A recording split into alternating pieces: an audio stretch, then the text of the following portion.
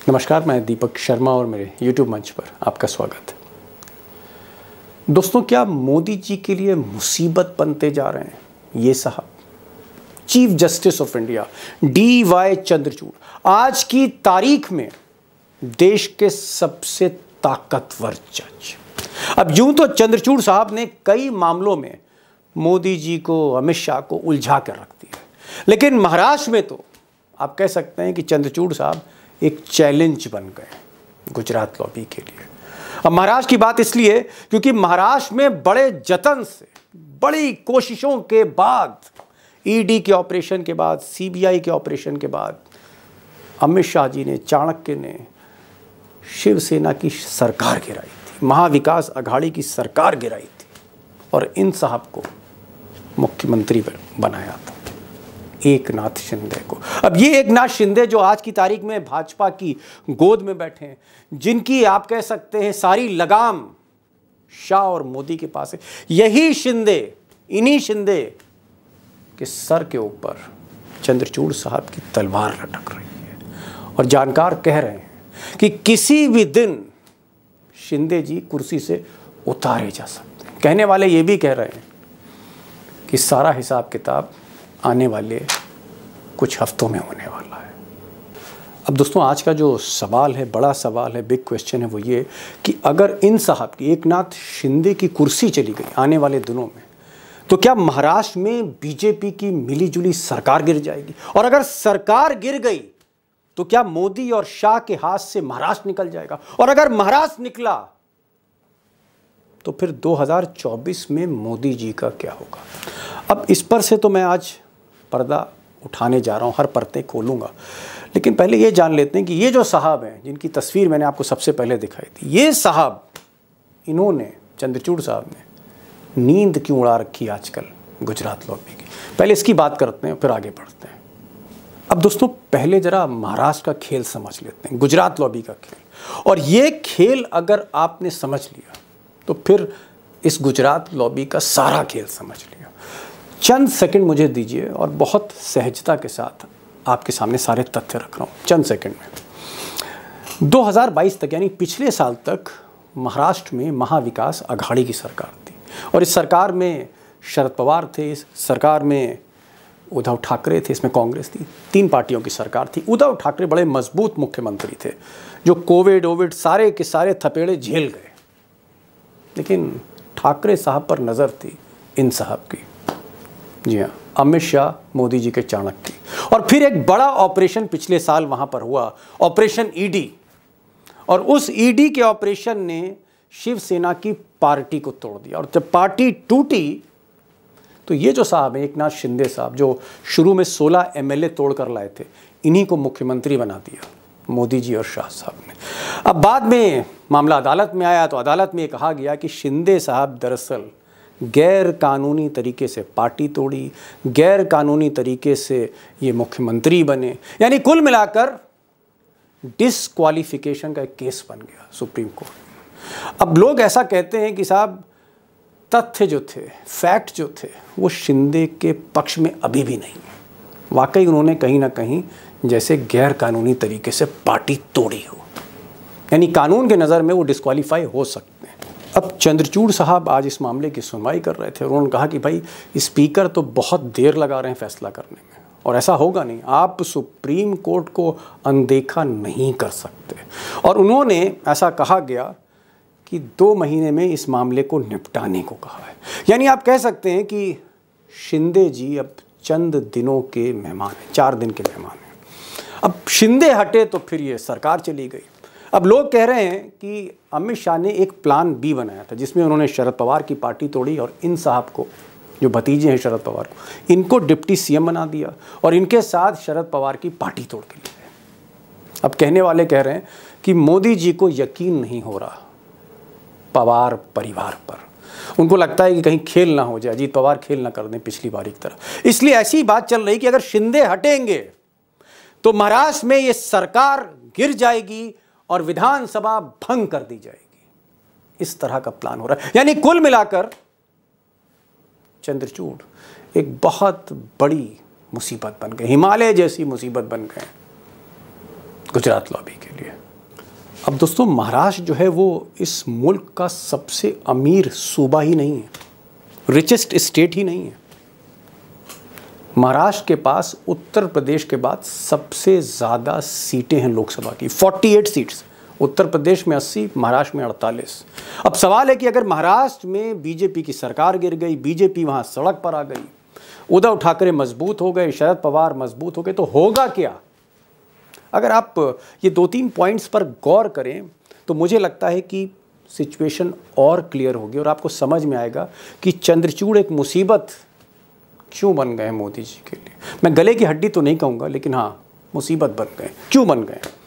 उसकी वजह यह है कि अगर शिंदे जाते हैं और बीजेपी की जो स्थिति है महाराष्ट्र में, लोग कह रहे हैं कि वो और बदतर होगी, बीजेपी के हाल और ख़राब होंगे, क्योंकि बीजेपी लगातार महाराष्ट्र में बाई इलेक्शन पर बाई इलेक्शन हारती चली जा रही है। अपने मजबूत गढ़ हार चुकी है बीजेपी महाराष्ट्र में। कोई भी उपचुनाव हो, हार ही लिखी स्कोर बोर्ड पे। ये हाल है मोदी जी की बीजेपी का महाराष्ट्र में। दूसरा पॉइंट कि महाराष्ट्र की जो 48 सीटें हैं, अगर इतना बुरा हाल रहा तो फिर इन 48 सीटों का क्या होगा? 2014 में मोदी जी ने इन 48 में से 41 सीटें जीती थी। 2019 में भी 41 सीटें जीती थी।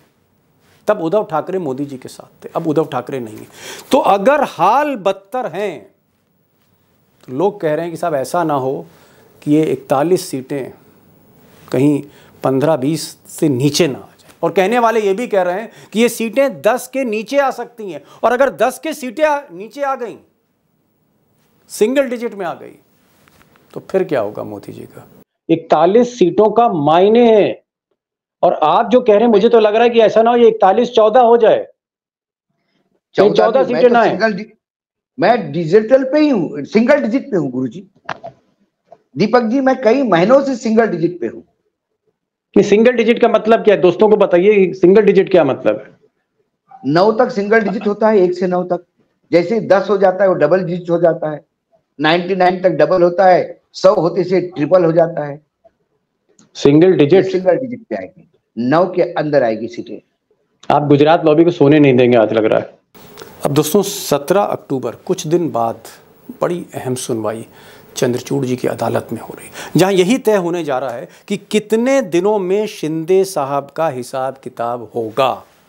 1 महीने में होगा, 1.5 महीने में होगा, वो मियाद तय होने वाली है चंद्रचूड़ साहब की अदालत में। और इसी को लेकर गुजरात लॉबी परेशान होगी कि आगे क्या होने जा रहा है। ऐसा तो नहीं है कि कहीं बाजी ही पलट जाए देश की। महाराष्ट्र में बाजी पलटी तो क्या देश की भी बाजी पलट सकती है बीजेपी के लिए? मुझे लगता है कि अशोक वानखेड़े, टाइगर साहब जो हैं, वो महाराष्ट्र के ही हैं, महाराष्ट्र की राजनीति को रग रग से, उसकी सियासत से वाकिफ़ हैं, और अभी हाल फिलहाल में कई दौरे करके महाराष्ट्र से लौटे हैं। उनसे समझते हैं ये खेल है क्या वाकई बाजी पलटने जा रही। मैं ज़्यादा समय बिल्कुल नहीं लूँगा, स्थितियों को समझते हैं। और मैं आपसे गुजारिश करूँगा कि एक बार अगर महाराष्ट्र को हमने समझ लिया तो आगे क्या होने जा रहा है, जी हाँ, आगे क्या होने जा रहा है 2024 में, वो पिक्चर दोस्तों काफ़ी हद तक क्लियर होगी। आज चलते हैं टाइगर के पास। टाइगर, जो पहला सवाल कि क्या अब हम मान लें कि ये जो शिंदे साहब हैं, ये एकनाथ शिंदे साहब जो इस वक्त मुख्यमंत्री हैं, क्या इनके सर पर तलवार लटक रही है सुप्रीम कोर्ट की? और क्या हम ये मान लें कि अब इनके 4 दिन की चांदनी बची है? और क्या अगर शिंदे जा रहे हैं तो महाराष्ट्र सरकार भी गिरने जा रही है? और क्या आप मानते हैं कि आज जिस तरह चंद्रचूड़ नाराज थे, उन्होंने नाराजगी जाहिर करी और उन्होंने कहा कि अगर अब स्पीकर फैसला नहीं लेते हैं अयोग्यता पे तो हमें हस्तक्षेप करना पड़ेगा, ये मणिपुर वाला मिजाज था उनका। आपको क्या लग रहा है कि महाराष्ट्र में अब शिंदे की उल्टी गिनती, काउंटडाउन शुरू हो गया है?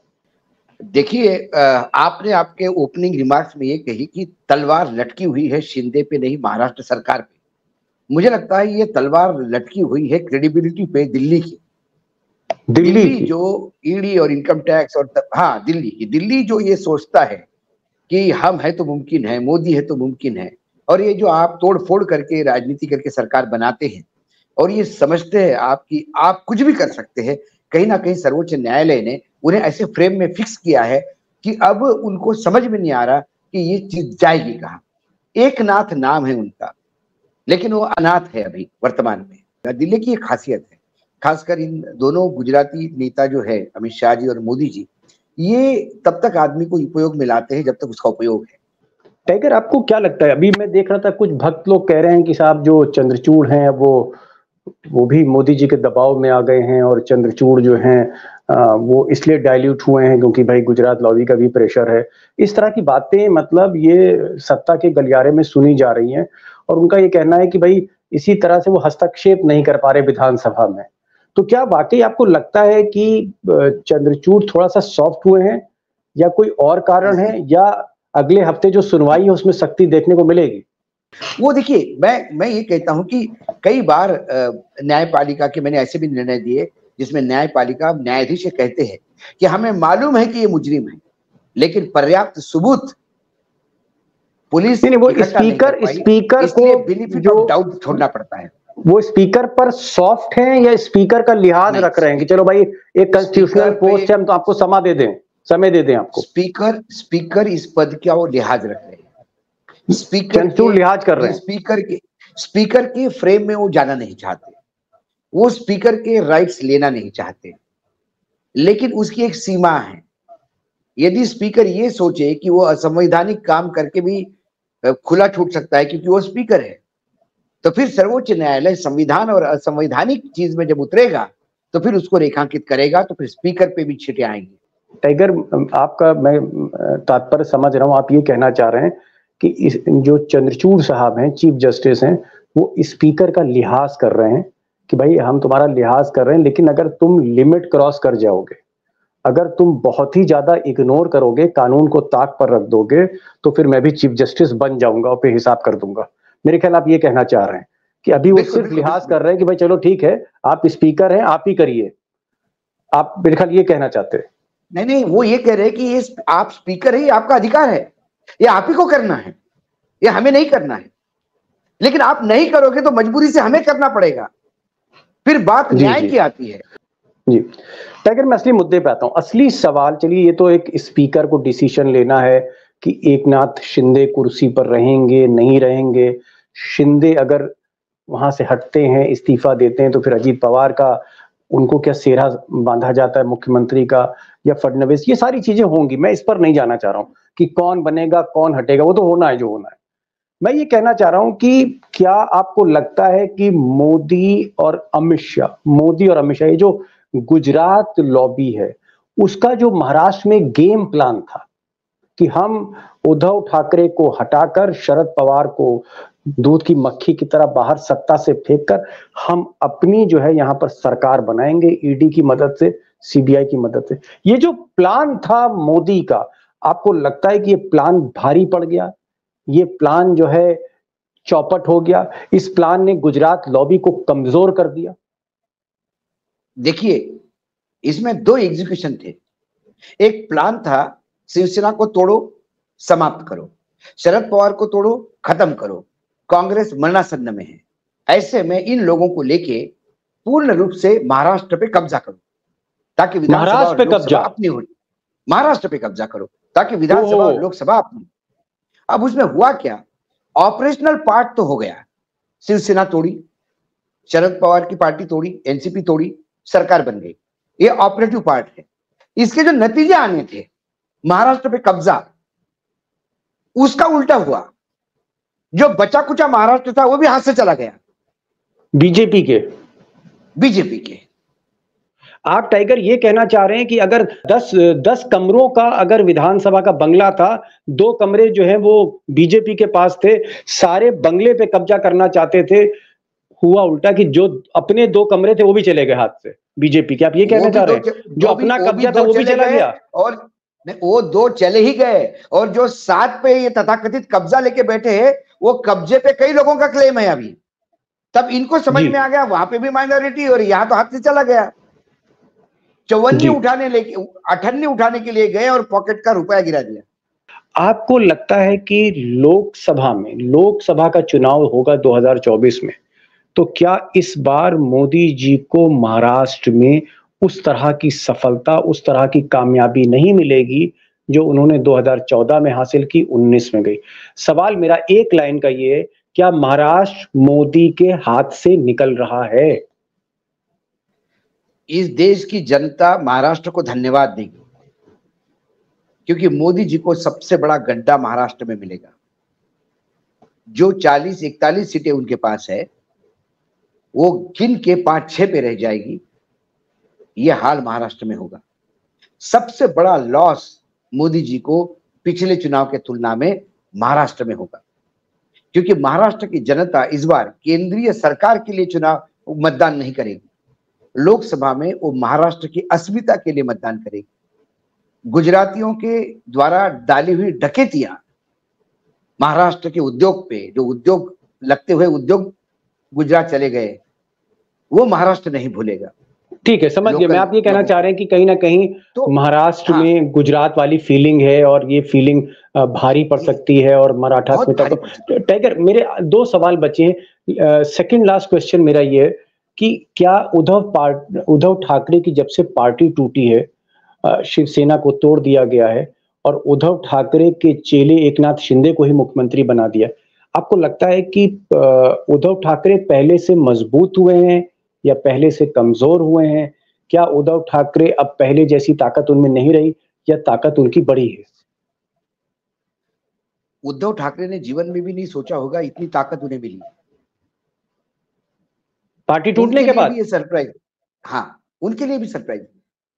महाराष्ट्र में ऐसे कई पॉकेट है जहां शिवसेना है ही नहीं, लेकिन वहां उद्धव ठाकरे जाते हैं तो लाखों की भीड़ इकट्ठा होती है।